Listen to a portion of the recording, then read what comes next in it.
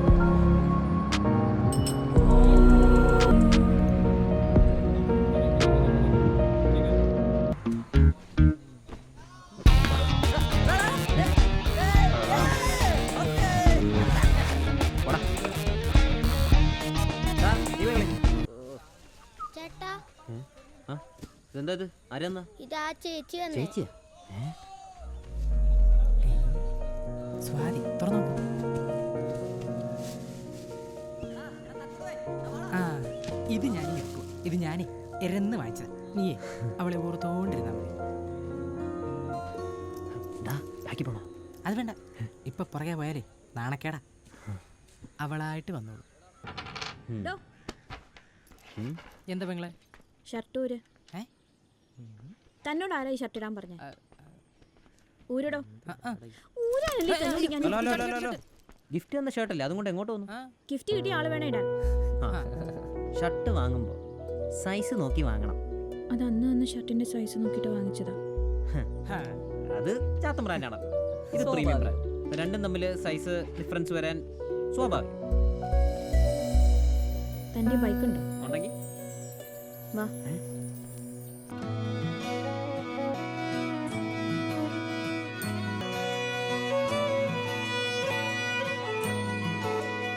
രണ്ടു വർഷമായിട്ട് ഇങ്ങനെയൊക്കെ കാര്യങ്ങൾ.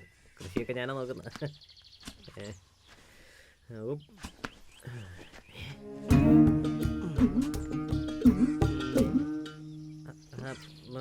അതെ, എന്തോ അനക്കം മരപ്പട്ടിയാണെന്ന് തോന്നുന്നു. ഞാൻ നോക്കട്ടെ.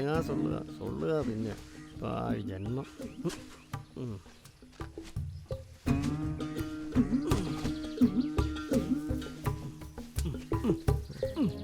ആ, നീയെങ്കിലും ഒന്ന് മര്യാദക്ക് വളർന്നു വാ.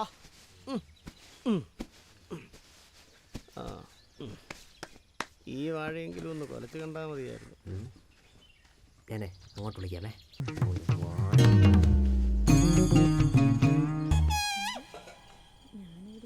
അമ്മേ, അമ്മേ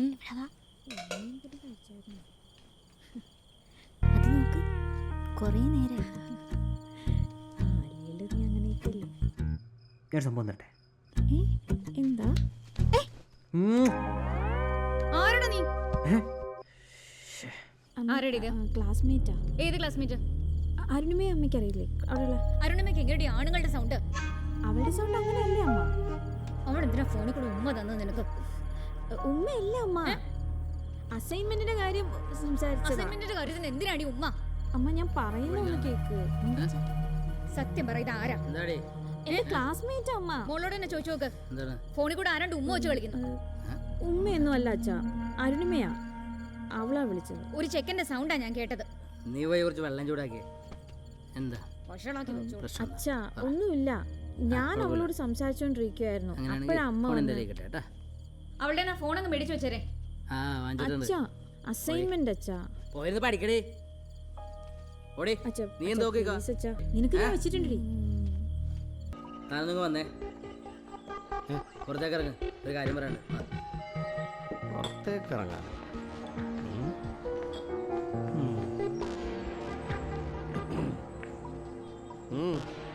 നിന്റെ മോനെ നീ മര്യാദ വളർത്തിക്കോണം.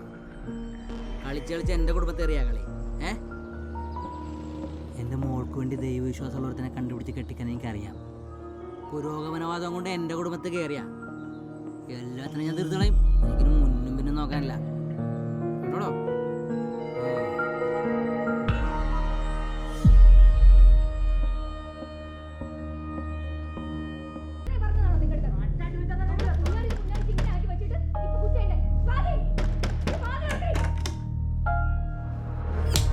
ഇനി അവളെ തല്ലിട്ട് നിന്നെ കാര്യം കിട്ടിയില്ലേ പ്രേമിക്കാൻ? അമ്മ എനിക്കൊരു സഹായം വേണ്ടി വന്നപ്പോ അവൻ മാത്രമേ ഉണ്ടായിരുന്നുള്ളൂ എന്നെ സഹായിക്കാൻ. സഹായിക്കാൻ വരുന്നവർ മുഴുവൻ കയറി പ്രേമിക്കുവാണല്ലോ. ഞാൻ എല്ലാവരെയും ഒന്നും പ്രേമിച്ചൊന്നും ഇല്ലല്ലോ. കേട്ടല്ലോ മോളുടെ ന്യായീകരണങ്ങള്. മോളെ നടക്കാത്ത കാര്യങ്ങളൊന്നും മനസ്സിൽ കൊണ്ട് നടക്കണ്ട. ദേ ഇങ്ങനെ ഓരോന്ന് പറഞ്ഞ് വഷളാക്കിയാണ് അവൾ ഈ പരുവത്തിൽ നിർത്തടി. മോളെ അവരൊക്കെ കൊല്ലും കൊലയൊക്കെ ആയിട്ട് നടക്കുന്ന ആൾക്കാരാണ്. നമുക്ക് അവരായിട്ടുള്ള ബന്ധമൊന്നും ശരിയാവൂല. മോളത് വിട്ടേക്ക്, വേണ്ട. അച്ഛാ, കുട്ടുവിന് പാർട്ടി ബന്ധമൊന്നും ഇല്ല. പിന്നെ ഈ കൊല്ലും കൊലപാതകം ഒന്നും ഒരു പാർട്ടിയുടെ മാത്രം കുത്തകയൊന്നും അല്ലല്ലോ. അഹങ്കാരം പറയണോ? അച്ഛനോട് ഇങ്ങനെയാണോ സംസാരിക്കണേ? അമ്മ ഞാൻ എങ്ങനെയാ സംസാരിക്കേണ്ടതെന്ന് പറ. പറഞ്ഞത് മതി. ദേ അടങ്ങി ഒതുങ്ങി ഇവിടെ കിടന്നോണം. അവളുടെ ഒരു പ്രേമം മണ്ണാങ്കട്ടിയായിട്ട് വന്നിരിക്കണം. കാണിച്ചായിട്ട് നിനക്ക് നീ എന്ത് കാഴ്ചയാണ് നിക്ക? ദേ ഇതുപോലെ എങ്ങനെ ആയാലുണ്ടല്ലോ കൊന്നാളെ ഞാൻ. പുന്നാരിച്ച് ഇനിയും പുന്നാരിച്ച് വെച്ചോളൂ. നിന്നെ നല്ലതിന് വേണ്ടിയിട്ടാ പറയണെന്ന് മനസ്സിലാക്ക്.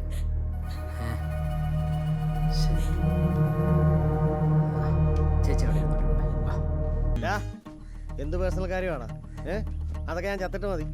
ഞങ്ങളുടെ ചെലവിൽ കഴിയുമ്പോൾ ഞങ്ങൾ പറയുന്ന പോലെ ജീവിച്ചോണം. നിങ്ങൾക്കൊക്കെ എന്താ?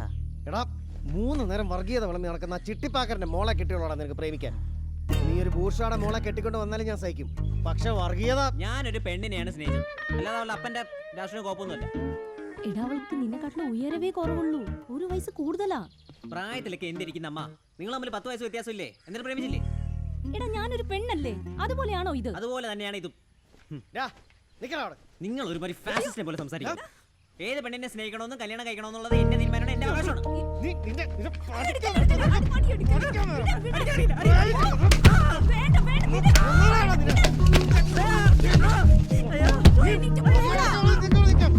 അവന്റെ അവകാശം വളർത്തി വെച്ച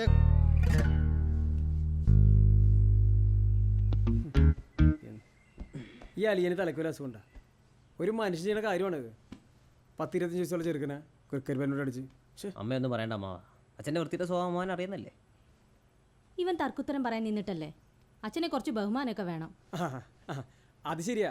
നമ്മുടെ അച്ഛനെ നേരത്തെ മരിച്ചു നന്നായി. അല്ലെങ്കിൽ ഡയലോഗ് ഇട്ട് ചിരിച്ചിരിച്ച് മരിച്ചേനെ. എൻ്റെ ചേച്ചി, പിള്ളേർ തർക്കിച്ച് നിവർന്ന് മുഖത്ത് നോക്കി കാര്യങ്ങൾ സംസാരിച്ചു വളരണ്ടേ. അല്ലെങ്കിൽ തന്നെ ഇല്ലാത്ത കാര്യമൊന്നുമില്ലല്ലോ പറഞ്ഞു. ഉള്ള കാര്യം ഉള്ളതുപോലെ പറഞ്ഞപ്പോൾ അച്ഛനെ അവിടെ എടുത്തിട്ട് അടിച്ചു.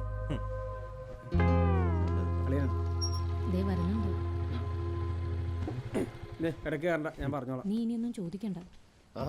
അളിയൻ എന്ത് പണിയാണ് കാണിച്ചേക്കുന്നത്? അവനൊരു പെണ്ണിനെ സ്നേഹിച്ചതിനാണോ ഈ പട്ടിയെ തല്ലുന്ന പോലെ തല്ലിയിട്ടേക്കുന്നത്? എൻ്റെ മോനെ ഞാൻ തല്ലും, ചിലപ്പോൾ കൊല്ലും. ഞാൻ ചെലവിന് കൊടുക്കുന്ന കാലത്തോളം ഈ വീട്ടിൽ അങ്ങനെയൊക്കെ തന്നെ ആയിരിക്കും. അവൻ്റെ ഇഷ്ടം അതാണെങ്കിലേ ഞാൻ കൂടെ കാണും. അവളെ കെട്ടാനാണെങ്കിൽ അങ്ങനെ. എൻ്റെ കൊക്കിന് ജീവനുണ്ടേ അത് നടക്കുകയല്ല. ഒന്ന് പോടുവാളിയാ. ഭ്രാന്താണോ ഇവന്?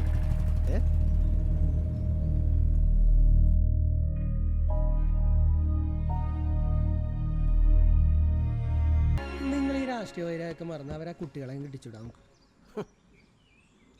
ഞാനൊരു ജനാധിപത്യ വിശ്വാസിയാണെന്നുള്ള കാര്യം നിനക്കറിയാമല്ലോ. വ്യത്യസ്ത പ്രത്യയ ശാസ്ത്രങ്ങളെ നമ്മൾ അംഗീകരിക്കുന്നുണ്ട്.